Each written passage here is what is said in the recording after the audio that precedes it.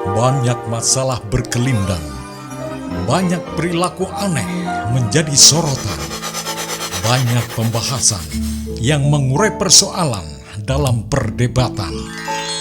Semua seakan menjadi hiruk-pikuk berkelanjutan tanpa penuntasan.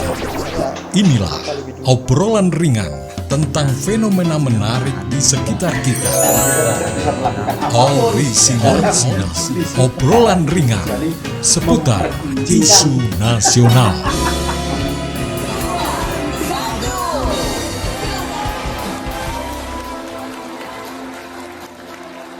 Keluhuran dari cita-cita kita membangun sebuah bangsa itu kan tuangannya kan secara teks kan semacam itu. Kenapa yang terjadi kok semacam ini?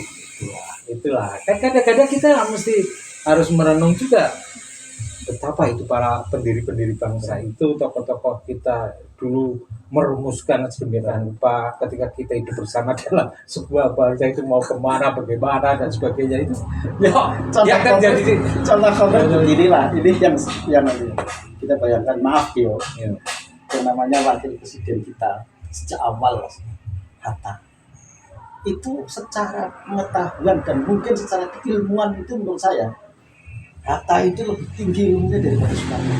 Tetapi memang dalam hal menyampaikan ide-ide tentang kemerdekaan, Soekarno lebih tajam. Artinya sama yang saya ingin katakan, Soekarno dan Hatta itu orang yang berimbang kekuatannya. Kekuatan nalarnya, kekuatan pikir, dan kekuatan juangnya itu luar biasa. Kemudian turun lagi wakil presiden, dan setelah itu Soeharto. Soeharto membela wakil presiden itu bukan orang sembarangan loh. Dari Hamengkubuwono, terus kemudian siapa itu, kemudian ada Sutarmono, Trisutrisno itu kan orang-orang hebat. SBY, zaman SBY Yusuf Kala itu orang-orang hebat. Budiono. Nah sekarang perbandingannya yang jadi wakil presiden, maaf ini orang yang tidak, itu ngaku sendiri loh, tidak pernah baca buku. Nah, kembali pada satu yang saya simpulkan dengan tadi sampaikan.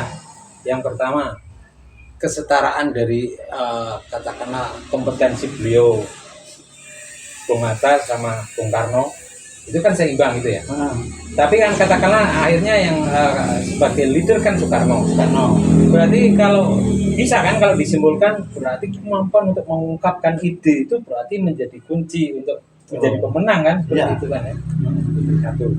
Nah kemudian ketika berbicara secara umum, kenapa mereka punya potensi yang sedemikian rupa padahal masa dulu itu kita masih dalam posisi sebagai bangsa terjajah. Ternyata memang satu yang menentukan itulah bagaimana mampu untuk mengembangkan potensi literasinya kan. Malah kan kalau Bung Hatta bilang kan oke, saya nggak masalah di penjara asal saya bersama buku-buku, itu kan seperti itu luar biasa. Terus beliau ketika habis menuntut ilmu Belanda pulangnya itu berapa peti yang dibawa buku kembali ke Indonesia. Iya, termasuk konsep-konsep ekonominya dan sampai hebat pada saat itu sudah bisa berpikir tentang ekonomi kerakyatan, kan luar biasa. Luar biasa itu. Jadi, nah itulah ada distorsi yang luar biasa yang tadi disampaikan gambarkan. Di mana letak andekan pertanyaannya, kok demokrasi yang dulu kita impikan kok hasilnya menjadi ini? Di mana salahnya? Ya salahnya para pemimpin itu. Nah, saya berani mengatakan itu Pak, pimpinan Muhammadiyah itu ya Pak Haidar Nasir itu ya, itu yang paling bertanggung jawab adalah para pemimpin. Tetapi kalau kita balik lagi, yang pemimpin siapa? Berarti kan kesalahan semua kita. Iya, semua. Kesalahan seluruh bangsa Indonesia. Andaikan sekarang dibandingkan seorang Hatta dengan seorang calon wakil presiden yang terpilih itu kan ibarat bumi dengan langit itu. Iya. Makanya dewe maju becak jadi wakil presiden. Jadi ya rasanya memang ini soal kompetensi loh Pak ya. Iya.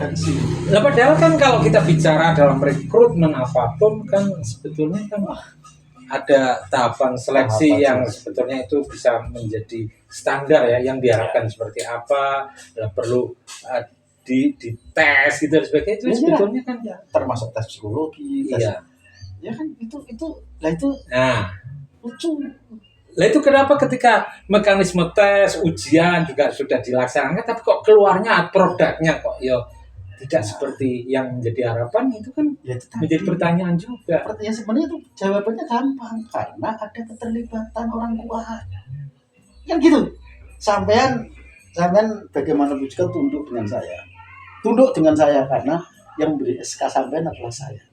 Ketika saya sampean kebetulan jadi panitia apa? Ketika anak saya yang maju, ya ora penak ra sampean tak dadeke. Sangat tidak mungkin ya. Makanya, lah itulah berarti kan kalau kita bicara kasus semacam itu kan berarti sistem kan yang perlu ditinjau kan. Iya. Kenapa kok? Tidak murni sistem. Itu memang nek jari saya sistem sebenarnya masih bisa dimaklumi sebagai ada tatanan yang benar, itu undang-undang itu kan dibuat sebelum itu. Tetapi memang ada penyelewengan dan ada penyelewengan terhadap aturan. Itu yang menurut saya yang pasti. Iya. Jadi kembali ke kasus atau contoh yang jangan sampaikan. Jadi ketika saya menduduki satu hal di mana saya di situ punya peran dan menentukan, kemudian Anda ikut juga dalam kancah itu, akhirnya saya menjadi tidak bisa netral. Nah itu kan itu satu hal yang perlu ditinjau. Baca ditinjaunya semacam itu. Kalau dikatakan sistemnya yang terbaik ya harus memang seperti apa lagi ya seperti itu. Cuman kan masing-masing harus kuat dalam pegangan masing-masing. Kalau saya walaupun di SK diberi SK ditunjuk oleh jenengan dalam melakukan tugas itu, jenengan ada di dalam putaran itu, saya mestinya kan katakanlah harus gentle juga kan.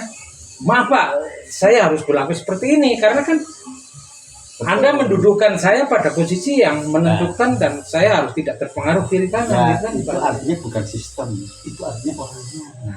Kan itu orangnya itu kebetulan dia panjenengan itu adalah masih saudara dengan saya. Sampean itu masih saudara dengan saya, dan itu memang ada by design ya, itu memang saya rencanakan untuk seperti itu. Artinya diubah apa? Kan undang-undangnya yang diubah. Jadi apapun ketika saya ingin lewat sana, kira-kira jalan ada stopan dan sebagainya, itu diambil, itu stopannya diganti petunjuk. Nah, ya kembali tadi ketika diubah aturan atau hukumnya atau tatanannya semacam itu, berarti kan menandakan bahwa apa yang diinginkan itu harus tercapai dengan cara apapun kan semacam itu. Nah, makanya ketika itu sudah menjadi semacam katakanlah satu politik atau apa itu namanya ya? Ya memang satu kebijakan yang salah.